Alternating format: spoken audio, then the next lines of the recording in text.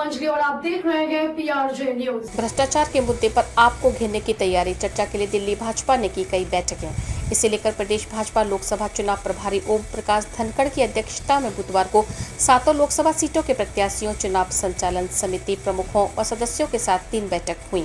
लोकसभा चुनाव प्रचार के लिए भाजपा ने दिल्ली सरकार को भ्रष्टाचार के मुद्दे पर ही घेरने की तैयारी की है। इसे लेकर प्रदेश भाजपा लोकसभा चुनाव प्रभारी ओम प्रकाश धनखड़ की अध्यक्षता में बुधवार को 7 लोकसभा सीटों के प्रत्याशियों, चुनाव संचालन समिति प्रमुख व सदस्यों के साथ 3 बैठकें हुई। इसमें चुनाव तैयारियों की समीक्षा की गई। सभी 41 चुनाव समितियों प्रमुखों से कार्य योजना पर व्यक्तिगत चर्चा के बाद सुझाव लिए गए। समीक्षा के दौरान चुनाव समितियों व अन्य मोर्चा पदाधिकारियों को 2-2 मिनट बोलने का मौका भी दिया गया। बैठक में धनखड़ ने कार्यकर्ताओं को नसीहत दी कि यह चुनाव देश को नई विकास यात्रा से जोड़ने का चुनाव है। दिल्ली के कार्यकर्ताओं को अपना पूर्ण समर्पण चुनाव प्रचार में देना होगा। चुनाव संचालन समिति में सभी अनुभवी कार्यकर्ता हैं। पार्टी के दिशा निर्देशों के अनुसार स्वयं अपना कार्य मार्ग तय व प्रशस्त कर प्रचार करें, ताकि दिल्ली में तीसरी बार 7 सीटें जीतकर कीर्तिमान बनाया जा सके।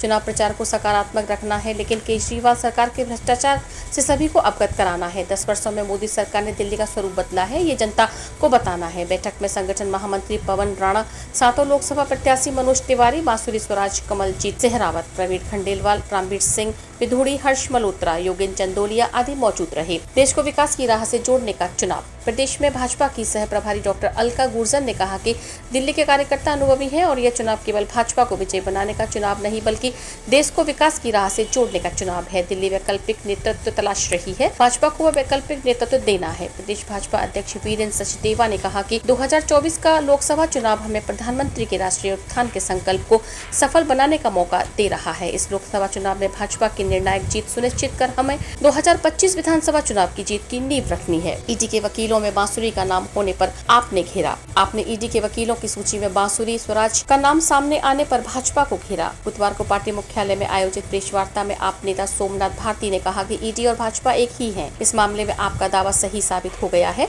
बांसुरी ने संजय सिंह के खिलाफ कोर्ट में ईडी का प्रतिनिधित्व किया है। 2 अप्रैल के अलावा 5 फरवरी व 12 मार्च 24 और 11 दिसंबर 23 को हाई कोर्ट के आदेश में भी बांसुरी का नाम है। बांसुरी भाजपा की प्रवक्ता और नई दिल्ली लोकसभा क्षेत्र से उम्मीदवार हैं, लिहाजा एक ऐसा व्यक्ति कोर्ट में ईडी का प्रतिनिधित्व कर रहा है, जो इससे बड़ा क्या सबूत होगा कि भाजपा ने राजनीतिक फायदे के लिए ईडी का दुरुपयोग किया। ईडी राजनीतिक इकाई की तरह भाजपा के लिए काम कर रही है।